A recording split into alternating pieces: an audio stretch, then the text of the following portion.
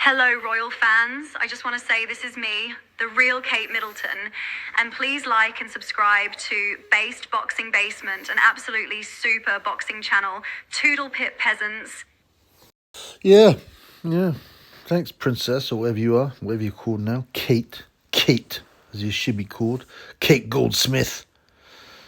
Yeah, so I hope you're okay, my dear. I hope you're okay. Yeah. We haven't seen you though, but anyway. Yeah, so this is not about Kate Goldsmith. This is about Fabio Wardley, these Frazer, the Eraser Clarke preview. Now, usually with heavyweights, especially with heavyweights, I want to do like once the weigh-in has happened, I want to do another preview because weigh-ins are special importance for the heavyweights. You can really, if they're out of shape, you can see it. Like mostly these guys at the lower weights, they'll always be in shape. They've got to make the weight. That's an important part of their training, very important part of their training. Everyone seems to be in good shape now, especially at a decent level. Sometimes you get the guys that are too drained, and then you read a lot into it. Like Lee Wood always looks like he's about to drop, but with the heavyweights, it's a lot more important. When you see guys like, for example, I remember Povetkin, Dillian White, the second fight, you could see that Povetkin had lost all the muscularity of his body. He got done. You can see Tyson Fury against Ngannou. He wasn't in good shape. There's another one as well. Pulev, when he fought Gage, he was recovering from the flu, from the bad flu. And yeah, and you could see his body, his arms were lacking that muscularity. Zhilei Zhang, his arms were lacking muscularity. He had hips, little chubby hips, a pot belly. So, yeah. If they have a bad camp in heavyweight boxing, you can usually tell at the weigh-in. Not always, but usually. So I look forward to the weigh-in, especially, they're big guys. Clarke, Wardley generally comes into shape. He's in the same shape as he was in his so-called white-collar boxing time. Bigger, probably just a bit bigger. Clarke sometimes looks a bit chunky and a bit fat, so it'll be interesting to see what his weight is like. Anyway, the first thing, I watched the sort of face-to-face preview on Sky, and the first thing you get is Johnny Nelson flashing signals. Check this out. Now, come on, Johnny, we know you're a company man. You'll do anything to get the bag because you don't deserve it, but he's just been blatant here. And we've seen Gage do this, Belen do this, loads of people. They're easy to spot, these idiots. And it was a reason. It wasn't. I don't watch that many of them. Sometimes they can be really entertaining. When you got a guy like Tyson Fury or two guys that don't like each other, then Chisora is quite fun. Then to watch the face-to-face things, when they sit on a chair for opposing each other, can be quite good. This wasn't that exciting. It kind of consisted of Frazer, Clarke, and Wardley kind of trying to pretend. Oh no, you should be the underdog. Oh no, you should be the underdog. Yeah. And but the first thing I noticed was what weird heads they have, both of them. They both got very weird heads. Fabio Wardley has these tiny ears, man. These tiny little ears, primitive ears, and like this weird shaped neck and head shape. You noticed? Yeah, you noticed that? It's flat at the back. It's kind of flat. There's no curve of the back of the head. It probably says something about his brain. I don't know what it is. He looks like the Vladimir Putin meme, yeah? Check it out. He looks exactly like this, don't he? Yeah, it's weird that Fabio just seems to have no back of the cranium. I don't know what you call that. The cranial curve, whatever, man. Whatever. And then Frazer Clarke's got a weird head, too. He looks like an obese version of Time Booth anyway. But, like, he's got these weird... If you look at his skull, look at it. He's got these weird craters on his head. What's they about? I don't know. How do you get those crater shapes in your head? They're quite... It looks like the moon. I mean, I don't believe the moon is covered in craters anyway. It's sort of a bit fake. But he's got them craters on his head. Yeah, I reckon where they're from. Maybe from banging his head against the wall. Why he's been buggered. Why he's been buggered brutally. Because we remember, right? He loves this, doesn't he? He loves his twerking.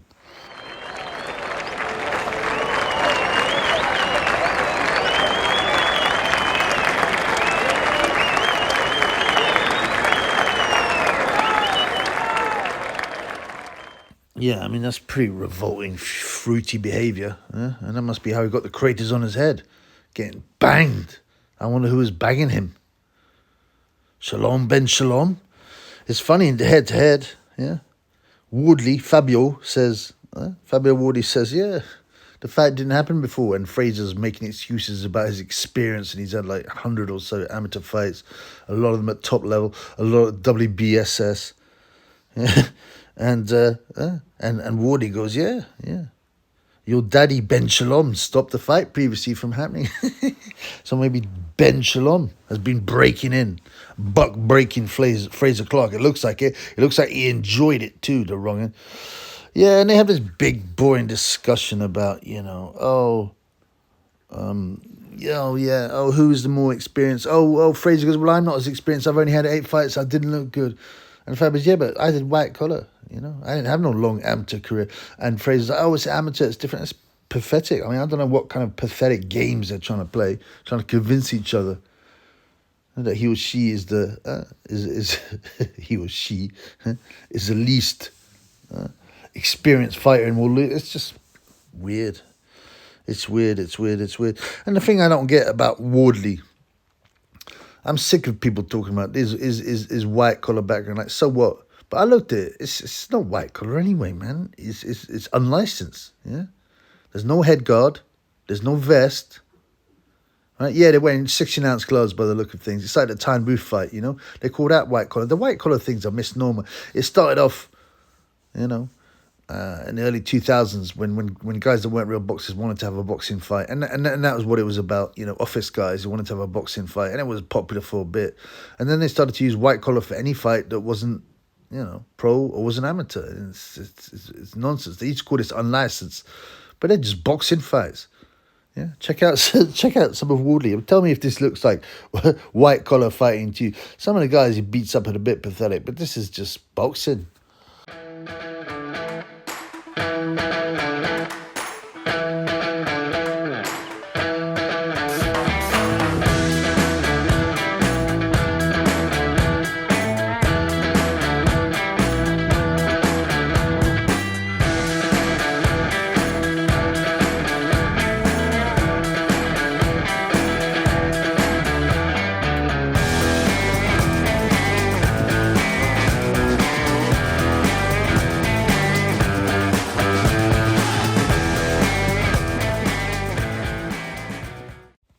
I mean, he's battering these guys at the so-called white-collar fights. And, you can see by his shots, they're vicious. He looks like a pro.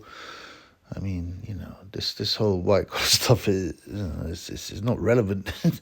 Yeah, a couple of them guys were midgets, and I feel sorry for them. Imagine having to fight Fabio Wardley. And now a world title prospect in an unlicensed fight. But yeah, I mean, it's all nonsense. To me, yeah. I'm backing Wardley. Why am I backing Wardley? He's violent. He's accurate. Yeah. He's been caught a few times. I thought he'd lose to Gorman, and for 2 rounds or whatever.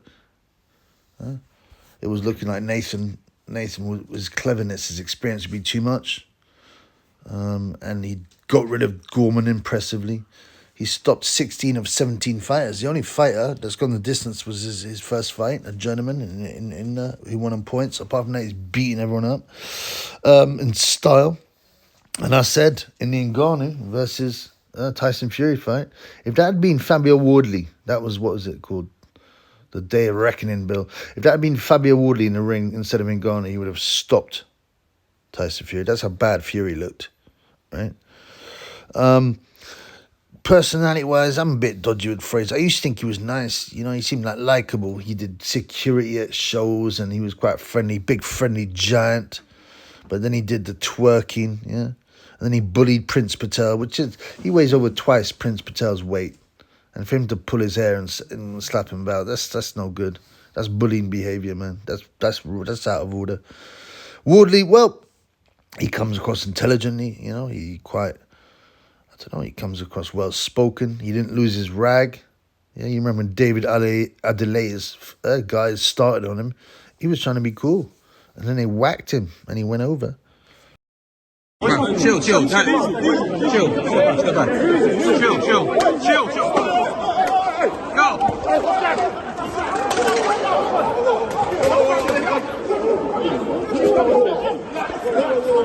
Yeah, you can see Adelaide was being all aggressive and his pals, and Fabio Wardley just trying to calm it down, and they go for him.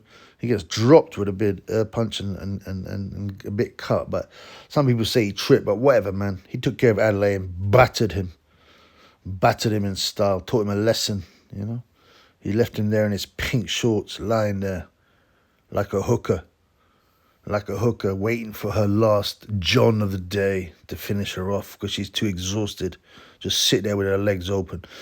But yeah, I mean, the fight is still an interesting one. What's his name? Frazer Clarke obviously has the long-term experience, whatever nonsense he talks about in the interview, right? But, you know, the WBSS and stuff are basically pro fights. But, you know, he hasn't looked great. He hasn't shined as a pro. He looked poor with Dave Allen. He was Dave Allen who doesn't train properly. And in 10 years' time when he's punch drunk, he was saying, oh, you know what? I wish I'd taken it a bit more seriously. I could have actually made something of myself. But, yeah, you know, that's going to be no good. He won't be able to go back in time, you know. You know, he's got the time now if he wants, but really, he's sitting there as a professional sparring partner. I don't know, Dave Allen, man. He should retire, to be honest with you. Just too many punches. Big punches by big guys. But, yeah, you don't know with Clarke. How good's his chin? It seems to be pretty solid. I can't think of him ever being stopped, right? He got stopped by Joe Joyce in 3 rounds in the English National Championships final in 2014. I think that's about it. Oh, he got stopped by Joe Joyce again in 2011, and a guy called Faiz Awai Abbas in the 91 plus kilo semi-final in the North. So he's been stopped a few times in amateur. I wouldn't read too much into that. You know what these amateur stoppages can be like, and I haven't seen them. But he's been fighting at a high level, right? According to Boxer, his 4th fight was against Tony Yoka, and his 5th fight was against Gay J. So, come on, man. He's been fighting at top level. And then, look, this is incredible, really. Look, okay, I know BoxRec doesn't count all the amateur fights, but according to this, in his 4th fight, he fought Tony Yoka. In his 5th fight, he fought Anthony Joshua. In his 6th fight, he fought Joseph Parker. In his 7th fight, he fought Cam F. Awesome, who's a top US fighter. So, come on, man. Come on, man. You know, he's been fighting at top level since day one, practically, you know. He fought Otto Wallin. He lost on points to Otto the Oil Drill Wallin. Hey, guys. Hey, guys, don't be so ignorant. Of course you can have a dick and still be a woman. Yeah, he lost to Otto Wallin. Joe Joyce, he's fought Joe Joyce many times, lost by all accounts. He's got some top names. He beat Sergei Kuzmin.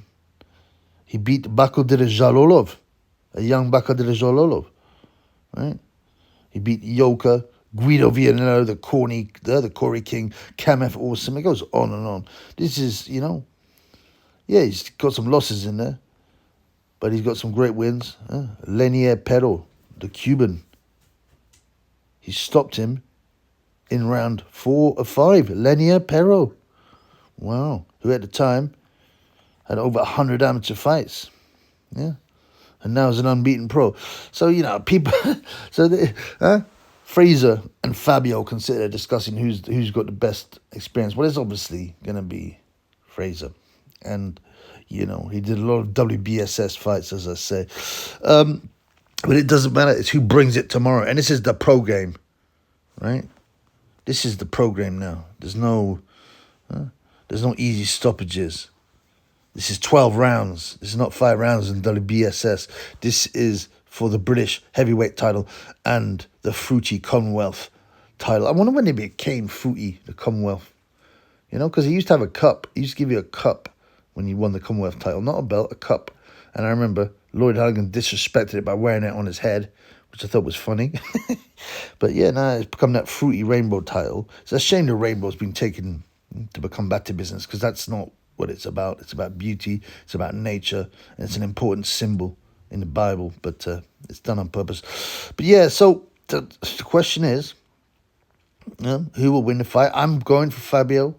Fabio's a 2-1 on favourite. That's 1.5 if you use decimal, which you should. You know, he's the one in form. He's battered Adelaide, who's a similar unbeaten prospect. Nathan Gorman. He had one loss at Gorman, but that was a decent win. Nick Webb was a decent prospect. Eric Molina, well, I mean, he fought in world class. Right? If you look at most of Fabio's opponents, certainly after the beginning, you know, he fights guys with decent records. Yeah. Like I said, he's charged. He's charged for this. He's charged for this because he didn't have the years in boxing that Frazer Clarke did. It might have taken something out of Clarke mentally as well as physically. But Wardley, unbeaten, and he'd be unbeaten in his so-called white-collar career. Surely no one beat Fabio Wardley unlicensed. Yeah. He's a big puncher, he's accurate, he's violent, he'll be looking for it. He may get clocked by Clarke. I've seen him catch a couple on the chin, and then he was put over in that street fight.